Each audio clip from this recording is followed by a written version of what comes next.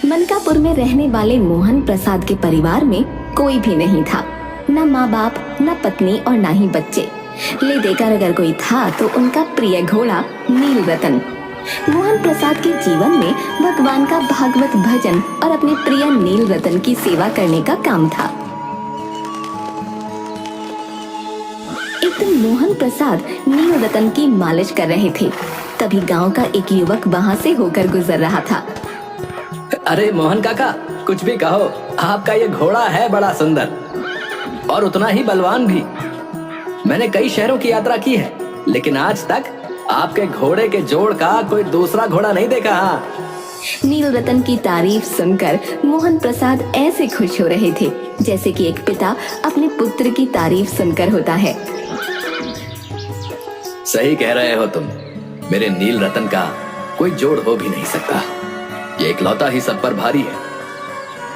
जैसा आनंद और खुशी एक माँ को अपने बेटे को देखकर, एक किसान को अपने लहराते हुए खेतों को देखकर होता है, वैसी ही खुशी मोहन प्रसाद को अपने घोड़े नील रतन को देखकर मिलती थी।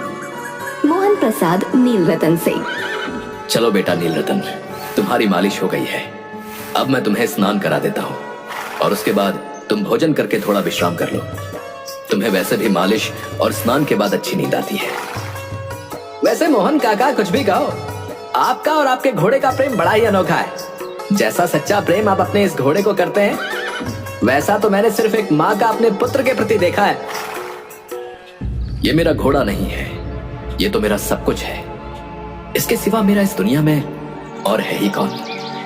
तभी वहाँ गांव के कुछ और लोग भी आ जाते हैं और एक दूसरे को आंखों से इशारे करके मोहन लाल और उसके घोड़े को देखते हैं।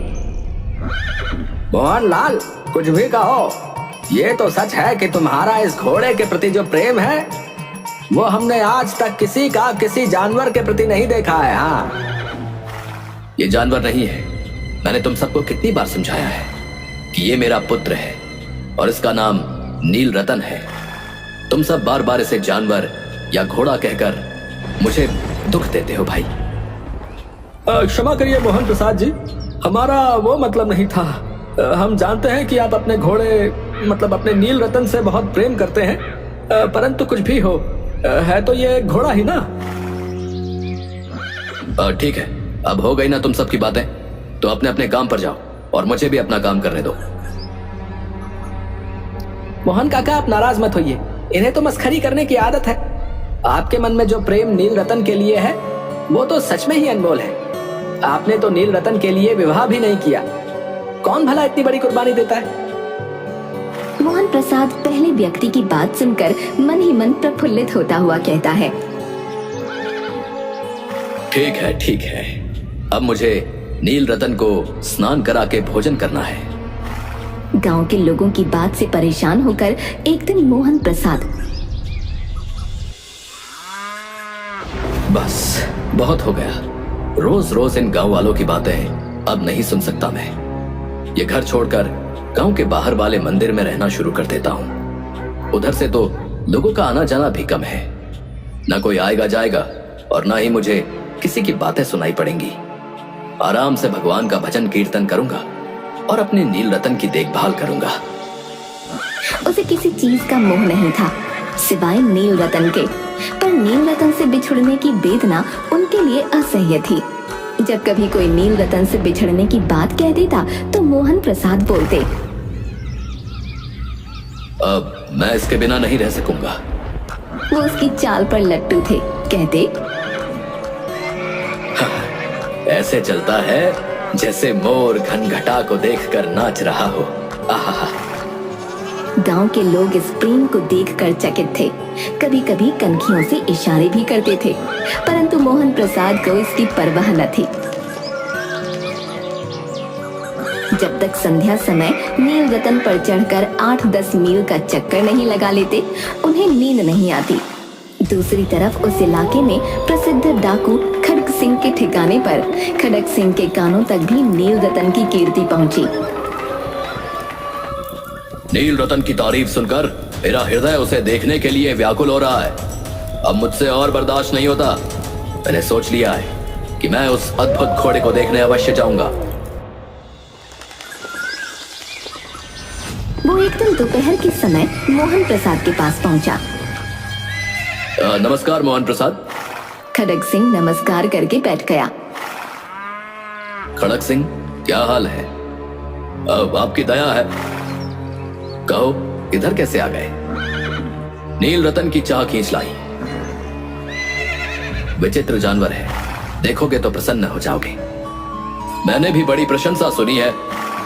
उसकी चाल तुम्हारा मन मोह लेगी। कहते हैं देखने में भी बहुत सुंदर है। क्या कहना, जो उसे एक बार देख लेता है उसके हृदय पर उसकी छवि अंकित हो जाती है। बहुत दिनों से अभिलाषा थी, आज उपस्थित हो सका हूं।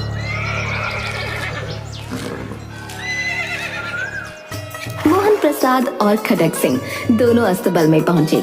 मोहन प्रसाद ने घोड़ा दिखाया घमंड से, खड़ग सिंह ने घोड़ा देखा आश्चर्य से। उसने सैकड़ों घोड़े देखे थे, पर ऐसा बांका घोड़ा उसकी आंखों से कभी ना गुजरा था। सोचने लगा, भाग्य की बात है, ऐसा घोड़ा खड़ग सिंह के पास होना चाहिए था। इस साधु को ऐसी चीजों से क्या लाभ? कुछ देर तक आश्चर्य से चुपचाप खड़ा रहा। इसके पश्चात हृदय में हलचल होने लगी। अधीरता से बोला, परंतु बाबा जी, अगर इसकी चाल न देखी तो फिर अधूरा सा लगेगा। सही कहा तुमने खड़ग सिंह, मेरे नील रतन की चाल तो सबसे मनमोहक है। मोहन प्रसाद जी भी मनुष्य ही थे। अपनी वस्तु की प्रशंसा दूसरे के मुख से सुनने के लिए उनका हृदय अधीर हो गया। घोड़े को खोलकर बाहर लाए। गर्व से भरे हुए मोहन प्रसाद ने नील रतन की पीठ पर हाथ फेरते हुए कहा, ये देखो खड़ग सिंह, ये है मेरा अद्भुत और प्रिय घोड़ा नील रतन। इसके जैसा तुमने दूसरा कोई नहीं देखा होगा। सत्य कहा आपने, ये वाकई में अद्भुत है। तभी मोहन प्रसाद नील रतन की पीठ पर हाथ फेरते फेरते एकाएक उचक कर नील रतन की पीठ पर सवार हो गए। घोड़ा वायु वेग से उड़ने लगा। उसकी चाल देखकर, उसकी गति देखकर खड़ग सिंह के हृदय पर सांप लौट गए। ये घोड़ा मुझे पसंद आ गया है, और वैसे भी मैं जिस चीज को पसंद कर लेता हूँ उस पर अपना अधिकार बनाकर ही मानता हूँ।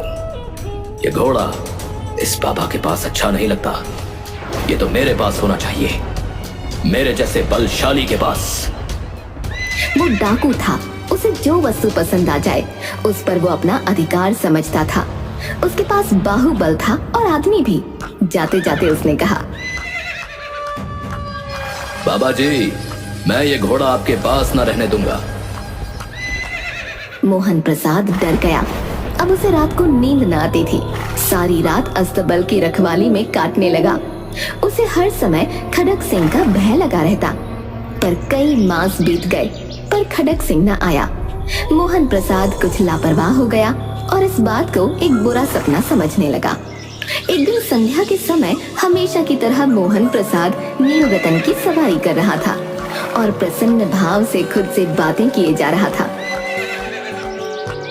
मेरी नील रतन की सवारी करने में जो आनंद की अनुभूति होती है वो और कहीं नहीं होती। इसका शरीर कितना गठीला है और रंग कितना चमकदार है। मोहन प्रसाद प्रसन्न मुख से चला जा रहा था। संध्या का समय था। नील रतन पर सवार होकर घूमने जा रहा था। इस समय उसकी आंखों में चमक थी, मुख पर प्रसन्नता। कभी घोड़े के शरीर को देखता, कभी उसके रंग को, और मन में फूला न समाता। तभी उसे एक आवाज आई, ओ बाबा, इस कंगले की सुनते जाना। आवाज में करुणा थी। मोहन प्रसाद ने घोड़े को रोक लिया। देखा, एक अपाहिज वृक्ष की छाया में पड़ा कराह रहा था। बोलो, तुम्हें क्या कष्ट है? बाबा, मैं दुखियारा हूँ, मुझ पर दया करो। रामा वाला यहाँ से 3 मील दूर है, मुझे वहां जाना है। घोड़े पर चढ़ा लो, परमात्मा भला करेगा। वहां तुम्हारा कौन है? दुर्गा दत्त वैद्य का नाम आपने सुना होगा, मैं उनका सौतेला भाई हूं। अवश्य, मैं भी तुम्हारी सहायता करता हूं। मोहन प्रसाद ने अपाहिज को घोड़े पर सवार किया और स्वयं उसकी लगाम पकड़कर धीरे धीरे चलने लगा।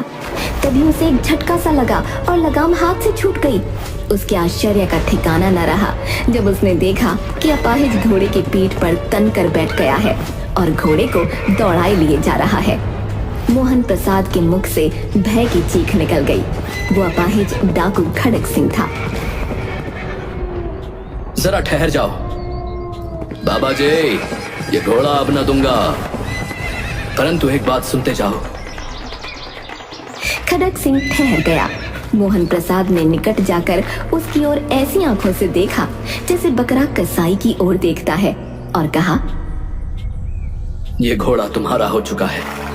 मैं तुमसे इसे वापस करने के लिए ना कहूंगा, परंतु खड़क सिंह, केवल एक प्रार्थना करता हूं, इसे अस्वीकार न करना, नहीं तो मेरा दिल टूट जाएगा।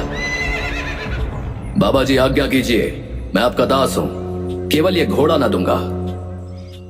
अब घोड़े का नाम न लो, मैं तुमसे इस विषय में कुछ ना कहूंगा। मेरी प्रार्थना केवल यह है कि इस घटना को किसी के सामने प्रकट ना करना। खड़क सिंह का मुंह आश्चर्य से खुला रह गया। मुझे तो लगा था कि मुझे इस घोड़े को लेकर भागना होगा, परंतु आप तो स्वयं कह रहे हैं कि मैं इस घटना को किसी के सामने प्रकट ना करूं। मुझे एक बात समझ नहीं आ रही, इससे क्या प्रयोजन सिद्ध हो सकता है? खड़क सिंह कुछ समझ न सका। हार कर उसने अपनी आंखें मोहन प्रसाद के मुख पर गड़ा दी और पूछा, बाबा जी, इसमें आपको क्या डर है, बताइए। लोगों को यदि इस घटना का पता लग गया तो वो किसी गरीब पर विश्वास न करेंगे। और ये कहते कहते उसने नील रतन की ओर से ऐसे मुंह मोड़ लिया जैसे उसका उससे कोई संबंध न रहा हो। मोहन प्रसाद चला गया, पर उसके शब्द खड़क सिंह के कानों में उसी प्रकार गूंजते रहे। तो वो किसी गरीब पर विश्वास न करेंगे। कैसे ऊंचे विचार हैं, कैसा पवित्र भाव है। उन्हें इस घोड़े से प्रेम था। इसे देखकर उनका मुख फूल की तरह खिल जाता था। कहते थे, इसके बिना मैं न रह सकूंगा। इसकी रखवाली में वे कई रात सोए नहीं, भजन भक्ति न कर रखवाली करते रहे, परंतु आज उनके मुख पर दुख की रेखा तक दिखाई न पड़ती। उन्हें केवल यह ख्याल था कि कहीं लोग गरीबों पर विश्वास करना न छोड़ दें। उन्होंने अपने निज की हानि को मनुष्यत्व की हानि पर न्यौछावर कर दिया। ऐसा मनुष्य मनुष्य नहीं देवता है, और मैं देवता को धोखा नहीं दे सकता। आखिर मुझे भी तो उसकी शरण में ही जाना है। रात्रि के अंधकार में खड़क सिंह मोहन प्रसाद के मंदिर में पहुंचा। चारों ओर सन्नाटा था। आकाश में तारे टिमटिमा रहे थे। थोड़ी दूर पर गांवों के कुत्ते भौंक रहे थे। खड़क सिंह नील रतन की बाग पकड़े हुए धीरे धीरे अस्तबल के फाटक पर पहुंचा। किसी समय वहां मोहन प्रसाद स्वयं लाठी लेकर पहरा देता था, पर आज उसे न किसी चोरी की न किसी डाके का भय था। खड़क सिंह ने आगे बढ़कर नील रतन को उसके स्थान पर बांध दिया और बाहर निकलकर सावधानी से फाटक बंद कर दिया। इस समय उसकी आंखों में नेकी के आंसू थे। दूसरे दिन मोहन प्रसाद उठकर स्नान करके अस्तबल की ओर बढ़ता हुआ खुद से बोला, चलो जल्दी से नील रतन को कुछ चारा और पानी दे देता हूँ।